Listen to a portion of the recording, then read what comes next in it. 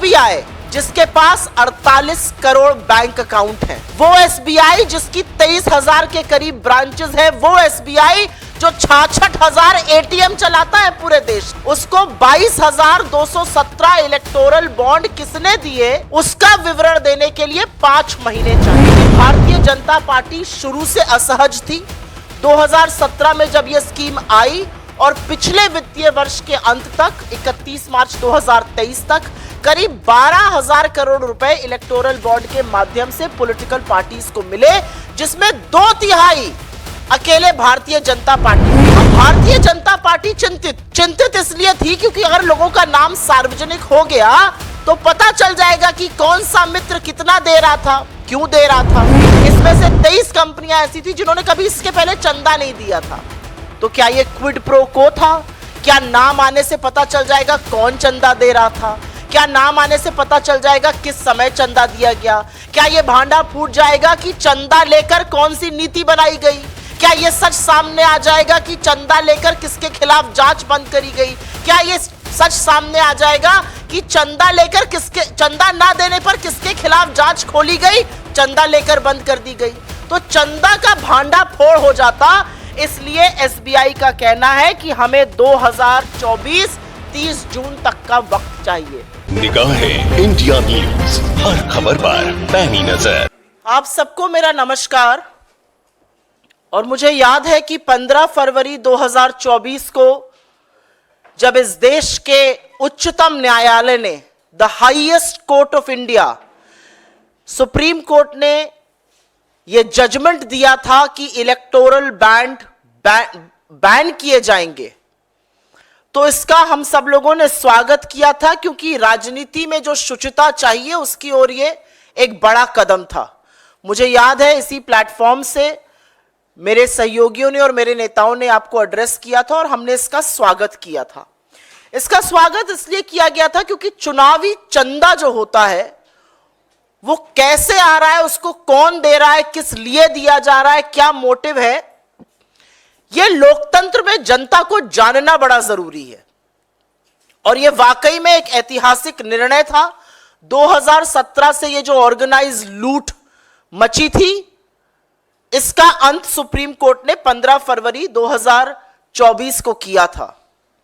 उसके साथ साथ सुप्रीम कोर्ट ने इस देश के सबसे बड़े सरकारी bank, state bank of India को यह भी निर्देश दिया था, यह भी आदेश दिया था कि 6 मार्च तक इलेक्टोरल बॉन्ड के डोनर की सूची सार्वजनिक की जाए और चुनाव आयोग के साथ साझा की जाए।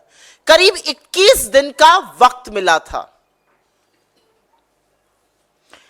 जैसा कि मैंने कहा, पूंजीपतियों की बढ़ती हुई हिस्सेदारी, उनका बढ़ता हुआ प्रभाव, नीति निर्माण कुछ ही लोगों के लिए होना, यह सारा कच्चा चिट्ठा जो था वो खुल जाता अगर लोगों का नाम सार्वजनिक हो जाता। लेकिन बड़े हैरत अंगेज तरीके से जो एक्सपेक्टेड था, इसकी हम उम्मीद कर रहे थे कि एसबीआई सुप्रीम कोर्ट के सामने ये कहेगा, और एसबीआई ने ये कर दिखाया। एसबीआई ने सुप्रीम कोर्ट से कहा है कि यह डेटा देने में एसबीआई असमर्थ है और उसको 30 जून 2024 तक का वक्त चाहिए।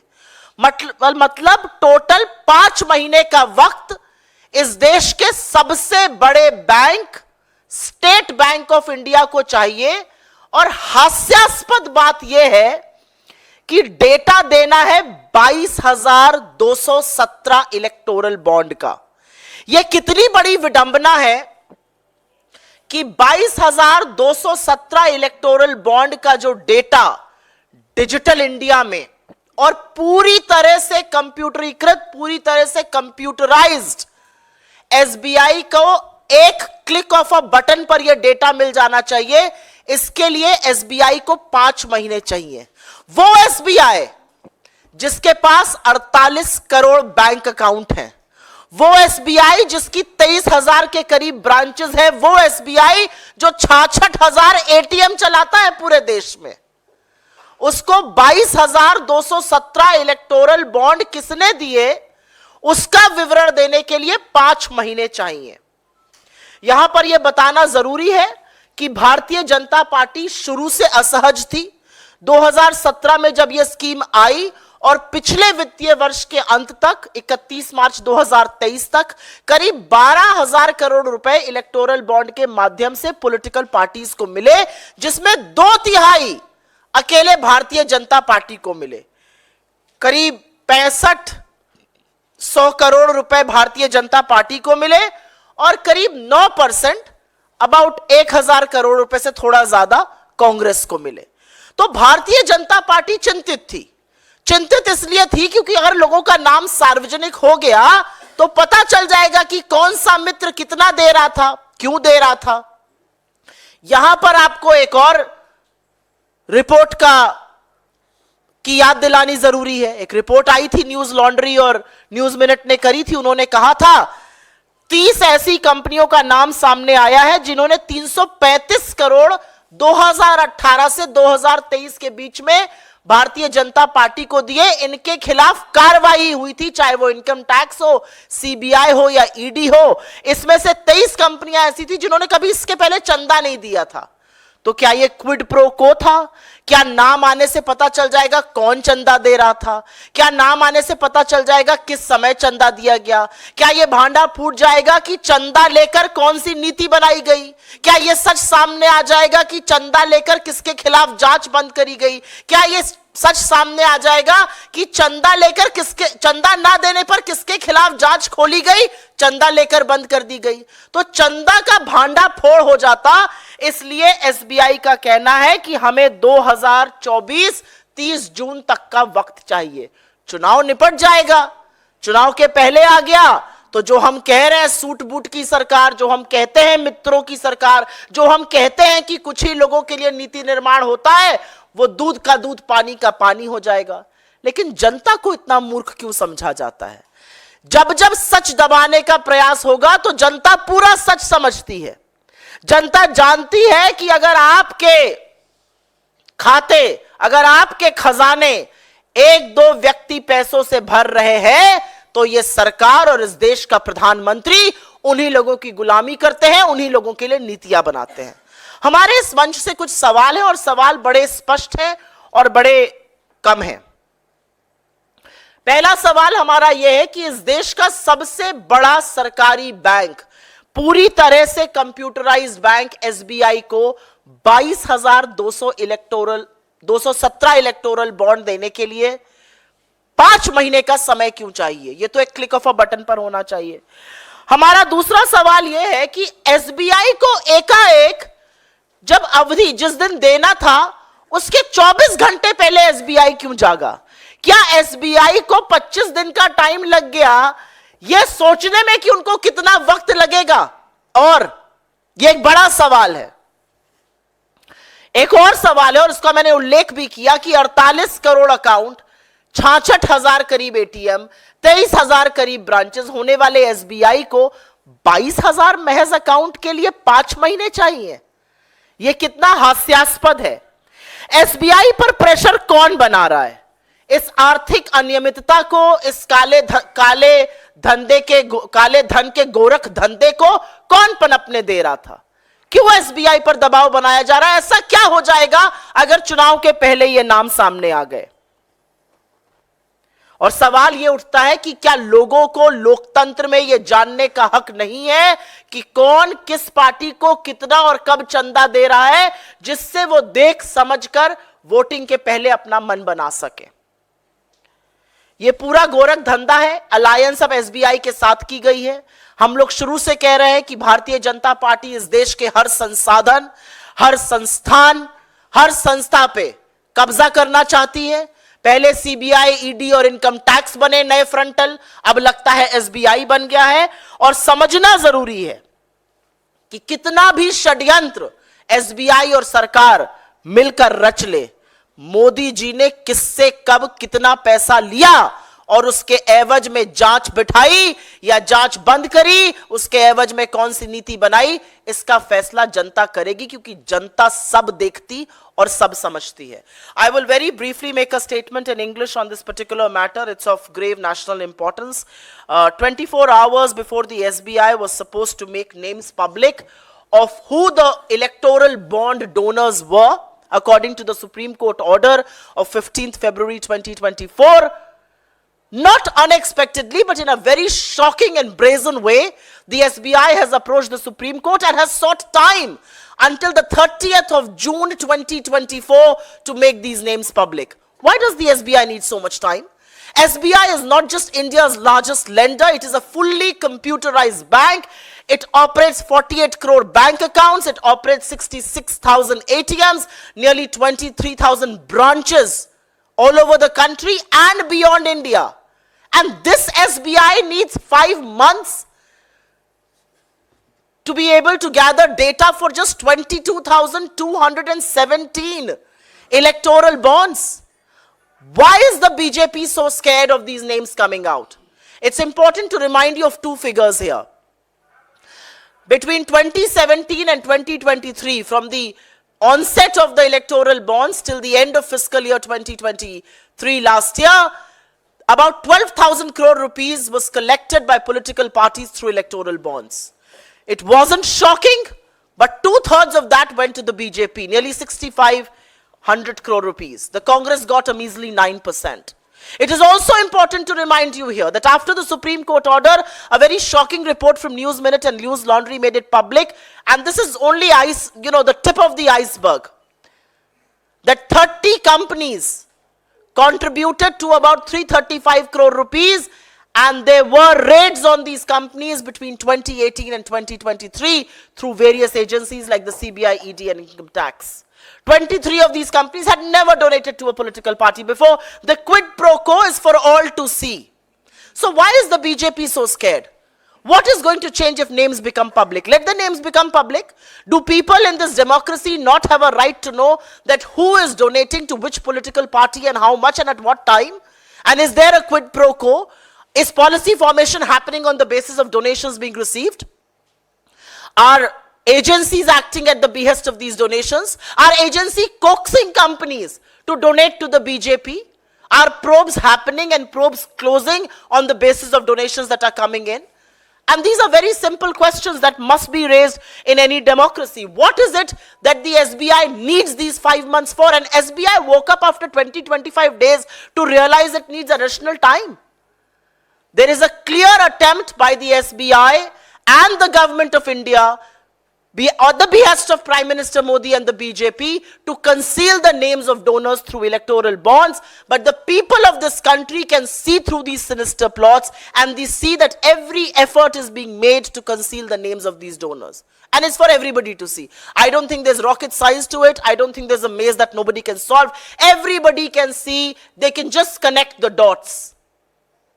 And the dots, when connected, present a very worrisome picture for our democracy. And that picture reveals how there is absolute quid pro quo as far as electoral bonds was concerned. This was a completely legalized loot that Supreme Court put an end to. And may I dare say, by doing what the SBI is attempting to do, along with the BJP and along with the government of India, it is playing into the hands of a political party, not just ruining its own reputation, but also is in contempt of what the Supreme Court order stands for.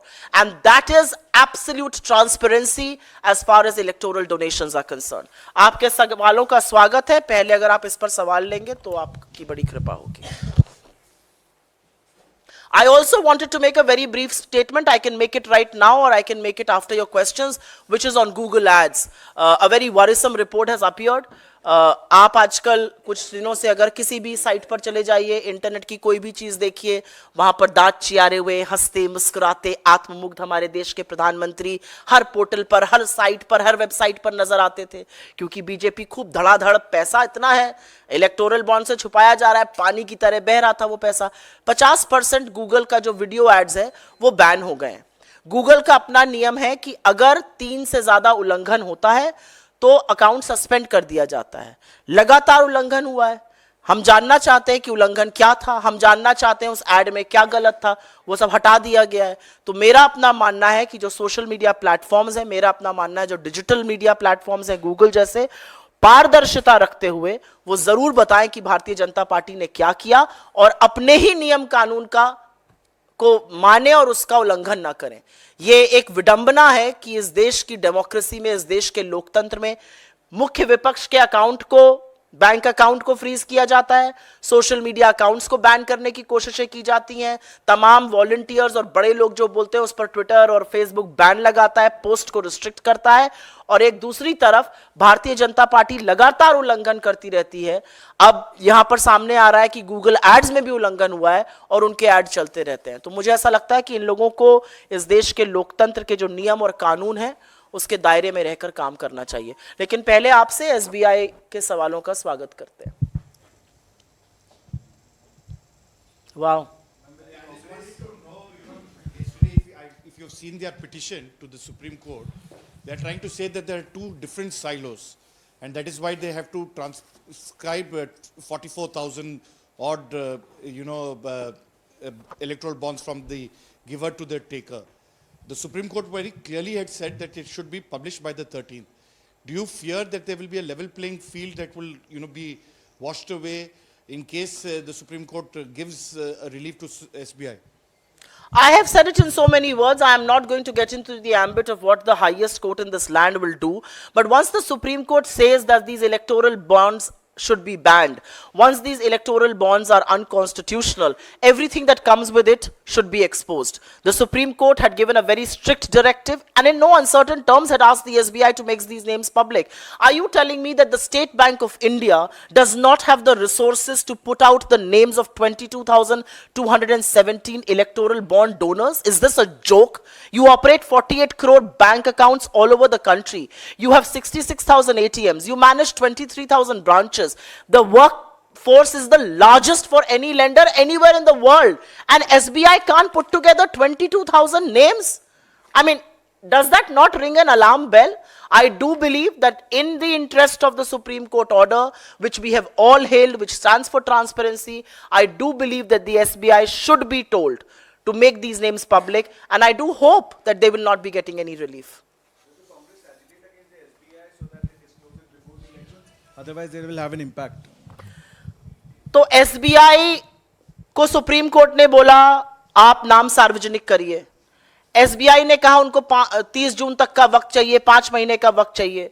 हमने यहां पर पूरा पर्दाफाश कर दिया कि कैसे ये सिर्फ ढोंग है, ये भारतीय जनता पार्टी और इस सरकार के काले कारनामे छुपाने का प्रयास है। ये सिर्फ चंदाखोरी में जो लूट हुई है, जो चंदे की चोरी हुई है, चंदे के बेसिस पर जो सरकारें चली हैं, उसकी बात है। अब उसके बाद मुझे ऐसा लगता है सुप्रीम कोर्ट स्वतः संज्ञान भी लेगा इस मैटर का। मुझे ऐसा लगता है अगर सरकार में लेश मात्र भी मर्यादा और शर्म थोड़ी सी बाकी रहेगी तो एसबीआई, क्योंकि एसबीआई का सबसे बड़ा share holder government of India है, वित्त मंत्रालय को एसबीआई रिपोर्ट करता है, तो मुझे ऐसा लगता है कि सरकार कुछ करेगी। अगर हम ही सब कुछ कर देंगे तो सरकार 10 साल से झुंझुना बजा ही रही है, अभी भी झुंझुना बजाने दें सरकार को। एसबीआई पर और इस चंदा चोरी पर अगर आपका कोई और सवाल हो।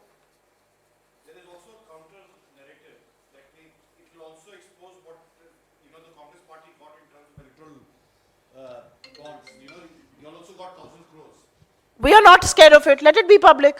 We have said it from day one. Let it be public. Let it be known. The reality is that you've amassed 2/3 of that amount. So you should be the last person telling, we are absolutely fine with it. We work with transparency. You seized our accounts. You took money illegally from us. You did all of that through income tax. We give a damn. And that's because the people of this country realize what you're doing with India's main opposition. We are absolutely fine with it. We are not the ones hiding behind SBI and hiding behind one scripture and hiding behind the other. We are saying make it public in the interest of transparency. So that counter narrative falls flat on its face, I hope. कोई और सवाल? जी बोलिए। आप लोग को तो SBI की चिंता ही नहीं है। हाँ बोलिए। मेरा सवाल आपके गठबंधन के सहयोगी डीएम के नेता ए राजा के बयान को लेकर है, जिसमें उन्होंने कहा है कि राम हमारे दुश्मन है, भारत एक देश है ही नहीं। इस तरह के बयान देने वाले जो आपके सहयोगी दल हैं, उनको लेकर आपकी क्या राय है, आपकी पार्टी की क्या राय है? मैं उनकी बात से 100% असहमत हूं। मैं इस मंच से ऐसे वक्तव्य का पूरी तरह से निंदा करती हूं। मुझे लगता है राम हम सबके हैं, राम हम सब में हैं। मेरा तो अपना मानना है कि जिस राम को इमामे हिंद कहा गया वो संप्रदायों से, धर्म से, जाति से ऊपर है। राम क्या है? राम जीवन जीने का एक आदर्श है, राम मर्यादा है, राम नैतिकता है, राम प्रेम है, जिसकी बात हम करते हैं। मैं पूरी तरह से इसकी निंदा करती हूं। यह उनका अपना वक्तव्य हो सकता है, मैं इसका कोई समर्थन नहीं करती हूं, पूरी तरह से निंदा करती हूं। और मुझे ऐसा लगता है कि लोगों को संयमित होकर बात करनी चाहिए। कांग्रेस के नेताओं का पार्टी छोड़ना जारी है। अर्जुन मोढवाडिया के बाद राजेश मिश्रा जो आपके केंद्रीय चुनाव समिति के सदस्य हैं और पूर्व सांसद भी रह चुके हैं, उन्होंने भी पार्टी छोड़ी है। तो क्या ये झटका है लोकसभा चुनाव से पहले कांग्रेस के लिए? अलग अलग राज्यों के वरिष्ठ नेता छोड़ रहे हैं पार्टी और बीजेपी में शामिल हो रहे हैं। नहीं, मुझे नहीं लगता झटका है। उनका कारण क्या था छोड़ने का मुझे नहीं पता। मुझे ऐसा लगता है बिल्कुल झटका नहीं है। अगर आप, और ये मैंने पहले भी इस मंच से कहा है और थोड़ा मुझे लगता है मगरूर जैसी लगती हूं मैं ये कहते हुए, लेकिन अगर आप कांग्रेस को छोड़कर रातों रात भाजपा में शामिल हो सकते हैं और उनका झंडा उठाकर चल सकते हैं, आपने जिंदगी भर कांग्रेस की राजनीति की हो, आपने जिंदगी भर ऐसी ताकतों का सामना किया हो, उनकी खिलाफत करी हो, कैसे ये लोग ऐसा कर लेते हैं मुझे नहीं पता। ये भी एक फाइन आर्ट है। मुझे ऐसा लगता है कि बहुत लोगों का जिनका टिकट नहीं होगा या जो भी, वो ऐसा करेंगे। ऐसा करने में मुझे लगता है सबसे बड़ा जवाबदेही आपकी ना कांग्रेस को है, ना कांग्रेस अध्यक्ष को है, ना कार्यकर्ता को है। सबसे बड़ी जवाबदेही तो अपने अंतर मन को है, अपनी अंतर आत्मा को है। अगर वो इस काले कारनामों की आपको गवाही देती है तो ऐसा बिल्कुल कीजिए। आप आज नहीं कल चले जाइए, क्योंकि ये लड़ाई बड़ी मुश्किल है, ये लड़ाई बहुत लंबी है और ये लड़ाई पूरी ताकत से लड़नी पड़ेगी। अगर जरा सा भी संशय है तो कांग्रेस के सिपाही आप नहीं बन सकते हैं इस दौर में। जी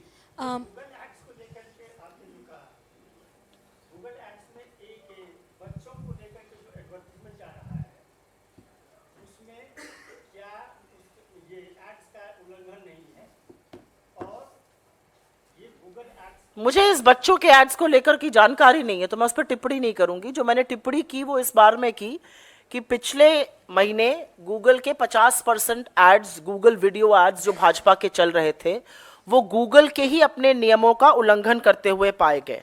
और गूगल का नियम ये कहता है कि अगर उनके एड का उल्लंघन होगा 3 से ज्यादा बार 90 दिनों में, तो वो एड अकाउंट सस्पेंड कर दिया जाएगा। तो ऐसे में भारतीय जनता पार्टी का एड अकाउंट सस्पेंड क्यों नहीं किया जा रहा है, ये सवाल हम उठा रहे हैं। जी मैम, प्रो पाकिस्तान स्लोगन्स को लेकर जिस तरीके से बीजेपी लगातार ये मुद्दा उठा रही है, उस पर इन्वेस्टिगेशन भी जारी है। 3 लोग इसमें गिरफ्तार हुए हैं, जिसमें से एक पर्सन जो है वो इंडियन यूथ कांग्रेस का मेंबर है। अब बीजेपी लगातार इस पर सवाल खड़े करते हुए कह रही है कि अब जो एमपी है कांग्रेस पार्टी के, उनको इस्तीफा देना चाहिए। और कांग्रेस का जो माइंडसेट है वो दिखाता है कि किस तरह से प्रो पाकिस्तान स्लोगन लगाने वाले जो लोग हैं वो कांग्रेस का ही एक हिस्सा है। आप एक महिला हैं, मैं भी एक महिला हूं। कुछ बातें इस मंच से करना नहीं चाह रही थी, लेकिन कांग्रेस का असली चाल चरित्र और चेहरा पूछने वाले ब्रजभूषण सिंह और उपेंद्र रावत और पवन सिंह में जो आपका असली चाल चरित्र और चेहरा दिख गया है, वो देखकर मेरी तो आंखें झुक जाती हैं। आपकी झुकती हो या ना झुकती हो मुझे नहीं पता। ऐसे ऐसे शिरोमणि दर शिरोमणि आपकी पार्टी में शामिल हैं कि आप उनको टिकट देते हैं, उनके काले कारनामे और सारी करतूतें बाहर आती हैं, उनको हाथ जोड़ के मना करना पड़ता है, प्रभु हम चुनाव नहीं लड़ेंगे। ये आप ही की पार्टी के संस्कार है ना जो उपेंद्र रावत करते हुए पाए गए। आप में से बहुत साथियों ने वो देखा भी है, बाराबंकी के सांसद हैं, क्या करते हुए पाए गए ये आपको अच्छी तरह से पता है। डीप फेक और एआई का सहारा ले रहे हैं, लेकिन चुनाव लड़ने लायक नहीं रह गए। ये भारतीय जनता पार्टी का चाल चरित्र और चेहरा है। वो चाहे रामदुलार गौर हो जो दोषी पाए गए, चाहे सेंगर हो, चाहे ब्रजभूषण सिंह हो, चाहे उपेंद्र रावत हो, चाहे पवन सिंह जैसे लोगों, एक के बाद एक आपका चाल चरित्र और चेहरा पूरी तरह से जनता देख रही है। तो मेरा मुंह अपने चाल चरित्र और चेहरे पे ना खुलवाएं तो अच्छा रहेगा। जी तेलंगाना से उन्होंने कहा कि मेरे लिए नेशन फर्स्ट है और बाकियों के लिए फैमिली फर्स्ट है। मोदी का परिवार, तमाम बायोस जो हैं चेंज किए हैं बीजेपी के नेताओं ने। मैं आप लोगों के माध्यम से एक सवाल पूछना चाह रही थी। परिवार बड़ा प्रिय होता है। इस देश के चुने हुए प्रधानमंत्री, उनके लोग, उनके मंत्री, उनके सांसद, उनके बददिमाग बेलगाम प्रवक्ता, काफी सारी जनता जब यह कहती है मेरा परिवार, तो क्या मोदी जी 140 करोड़ जनता को अपना परिवार नहीं मानते हैं? मैं तो इस मंच से पूछना चाहती हूं कि क्या मोदी जी मणिपुर को अपना परिवार नहीं मानते हैं? 9 महीने से जलते हुए छोड़ दिया है। क्या मोदी जी केरल, जिसको कभी कभी सोमालिया वो कह देते हैं, उसको अपना परिवार नहीं मानते हैं? मैं 3 नाम आपके सामने लेती हूं, 4 ले देती हूं। चलिए, वर्षा थी एक लड़की, पुलिस परीक्षा दी उसने, उत्तर प्रदेश में पुलिस परीक्षा का पेपर लीक हुआ, परीक्षा रद्द हो गई, वर्षा ने आत्महत्या कर ली।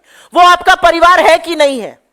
रमेश बिंद मजदूर थे, मजदूरी करते थे, काम नहीं मिल रहा था, कर्जे का बोझ चढ़ गया, आत्महत्या कर ली। वो आपका परिवार है कि नहीं है? आगरा का एक लड़का था तरुण, नौकरी चली गई, कर्जे के बोझ के तले दब गया, उसने फांसी से लटक कर आत्महत्या कर ली, साथ ही उसकी बेटे और पत्नी का शव पाया गया। वो आपका परिवार था कि नहीं था? ब्रजेश पाल, अभी एक लड़का यूपी का, उसने अपनी सारी डिग्रियां जला दी और कहा इन डिग्रियों का फायदा क्या जब इनसे नौकरी नहीं मिलती, और उसके बाद फंदा से लटक गए। वो आपका परिवार है कि नहीं है? वो आपका परिवार नहीं है, क्योंकि आपका असली परिवार अडानी से शुरू होकर अडानी से ही समाप्त होता है। और अगर थोड़ा और मौका मिल जाए तो उसमें नीरव मोदी और विजय माल्या और मेहुल भाई जैसे लोग शामिल हैं। क्या है आपका असली परिवार? हर घंटे पे जो 2 किसान आत्महत्या कर रहा है, वो आपका परिवार है कि नहीं है? हर घंटे जो 2 बेरोजगार आत्महत्या कर रहे हैं, वो आपका परिवार है कि नहीं है? हर घंटे जिन 4 महिलाओं का रेप हो रहा है इस देश में, वो आपका परिवार है कि नहीं है? इस देश के प्रधानमंत्री होने के नाते आप एक वृहद परिवार के मुखिया हैं। मुखिया आंखों पर पट्टी और मुंह पर दही जमा के बैठा रहता है, और आप परिवार की बात करते हैं। शर्म आनी चाहिए आपको। और ये सब मुद्दों से भटकाने के प्रयास है। मुद्दा इस देश में बेरोजगारी है, मुद्दा इस देश में महंगाई है, मुद्दा इस देश में बढ़ती हुई गरीबी है, बढ़ती हुई आर्थिक असमानता की खाई है, मुद्दा पेपर लीक है, मुद्दा बेरोजगारों का भविष्य जो गर्त में जाता हुआ वो है। सब मुद्दों से भटकाएंगे। इनसे पूछो पूरब तो बचाएंगे पश्चिम, पूछो उत्तर तो बताएंगे दक्षिण। ये असलियत है। और कोई सवाल? जी पूछिए। एक बयान दिया है जिसको लेकर अब बीजेपी बोल रही है, राहुल गांधी का बयान ये है कि राम मंदिर की बात होती है एक और, लेकिन राम राम करते हैं और भूखे मर जाते हैं, ये पीएम की नीति है, जिसको लेकर बीजेपी बोल रही है कि बार बार सनातन धर्म का अपमान जो है वो राहुल गांधी करते हैं। ये बीजेपी की बेवकूफी के वक्तव्यों का मैं यहां से जवाब दूंगी इस मंच से। इस मंच का थोड़ा आदर करिए आप लोग। जो भूखमरी से लोग मर रहे हैं, जो 9 करोड़ से ज्यादा बच्चे कुपोषित हैं, वो किसके बच्चे हैं? भारत माता के ही बच्चे हैं ना। उसके बारे में क्या बोलेगी बीजेपी? जिन सारे नामों को मैंने अभी आपको गिनाया, ये बेरोजगार बच्चे नहीं है इस देश के। ये इन बेरोजगारों के बारे में चर्चा नहीं होगी, किसानों के बारे में चर्चा नहीं होगी। राहुल गांधी ने क्या? राहुल गांधी जी ने बिल्कुल सही बोला, राम राज्य की स्थापना कीजिए ना। क्या है राम राज्य? दैहिक दैविक भौतिक तापा, राम राज नहीं कहूं व्यापा। आपके राज में किसान मजबूर है, मजदूर मजबूर है, बेरोजगार युवा मजबूर है, औरतें मजबूर हैं। किस तरह की बातें ये लोग करते हैं? मुझे कभी कभी लगता है दे आर स्किज़ोफ्रेनिक। मुझे कभी कभी लगता है कि इनको बाइपोलर डिसऑर्डर है इन सबको। देश में क्या हो रहा है, बातें क्या चल रही हैं, देश में क्या हो रहा है, तस्वीर क्या दिखाई जा रही है, समझ ही में नहीं आता है। और कोई सवाल? धन्यवाद जी। मैं कहा सवाल है मेरा कि पाकिस्तान के प्रधानमंत्री को प्रधानमंत्री मोदी ने बधाई दी है 2024 से पहले। इस मामले को कैसे देखती हैं? क्योंकि चाइनीज प्रीमियर को आज तक उन्होंने बधाई नहीं दी है, और पाकिस्तान के प्रधानमंत्री को पाकिस्तान और चाइना से मोदी जी का बड़ा लगाव है भाई। आपको इसमें इतना हतप्रभ क्यों है? आप भूल गए क्या कि वो लाहौर लपके लपके चले गए थे बिरयानी सेवई भगवान जाने क्या खाने? नवाज शरीफ के ही तो घर गए थे। आप भूल गए क्या? किसी को पता ही नहीं था कैबिनेट में। मुझे याद है 25 दिसंबर या 24 दिसंबर का दिन था, एक उन्हीं के मंत्री के यहाँ भोज था, मैं तब पत्रकार होती थी। वहां पर वित्त मंत्री अरुण जेटली जी बैठे हुए थे, भगवान उनकी आत्मा को शांति दे। हम लोगों ने पूछा आपको पता है? उन्होंने कहा मुझे तो नहीं पता है। वो वहां लपके हुए पाकिस्तान चले जाते हैं। पाकिस्तान के आईएसआई को पहली बार इस देश की सरजमी पर बुलाने की हिमाकत नरेंद्र मोदी जी ने करी पठानकोट में। पाकिस्तान से उनका बड़ा गहरा संबंध है भाई, बहुत मानते हैं पाकिस्तान को। वो 18 बार जब चाइना जाते हैं या 30 बार जब शी जिनपिंग से मिलते हैं, आप गए किसी अपने दोस्त को लेकर महाबलीपुरम में नारियल पानी पीने और शहनाई सुनने? मोदी जी गए थे। आप बैठे हैं साबरमती के तट पर झूला झूलते हुए अपने किसी दोस्त के साथ, मोदी जी ने झूला है। मोदी जी ने अपने दोस्त को सबसे बड़ी क्लीन चिट दी और वही दोस्त बार बार कहता है 19-19 लेवल की कोर कमांडर की टॉक में चाइना का पीएलए क्या कहता है? आपका प्रधानमंत्री कहता है कोई घुसा हुआ नहीं है, हमारे 20 जाबाजों की शहादत हो गई। बड़ा प्रगाढ़ संबंध है, बड़ा गहरा संबंध है, बहुत दोस्ती है, बहुत प्रेम है। आप लोग नाहक भोले हैं, आप लोग समझ नहीं पाते इस अमर प्रेम कथा को। बड़ी अमर प्रेम कथा है, चीन से एक हाथ पर, पाकिस्तान से दूसरे हाथ पर। और भी कोई सवाल?